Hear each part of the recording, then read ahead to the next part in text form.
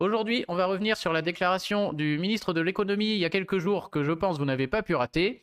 Il parlait du coup des livrets d'épargne des Français, du livret A, etc. Et a dit qu'il allait mobiliser cette épargne privée pour financer l'effort de guerre pour la guerre en Ukraine. Et donc mécaniquement ça a fait grand bruit. Donc est-ce que vraiment on peut aller prendre l'argent sur votre compte? Est-ce qu'on peut le bloquer? Quelles sont les solutions de l'État à ce niveau? On va faire un petit tour de ce qui est possible ou non et de ce qui serait ou pas une bonne nouvelle pour vous. Et on va voir si, s'il faut s'alarmer, si c'est vraiment aussi grave que le laisse penser ma belle image qui vous a fait venir ici. Donc la déclaration, elle a eu lieu là, on va la relire ici ensemble.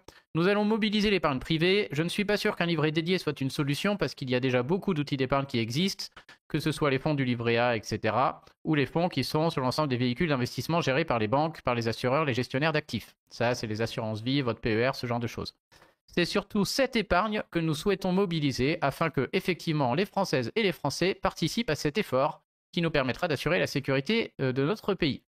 Donc effectivement, au niveau de la déclaration, ça laisse pas trop de place au doute et ça peut faire assez peur puisqu'il parle de tous les supports d'épargne qui existent aujourd'hui, de tous les supports d'épargne qui existent aujourd'hui.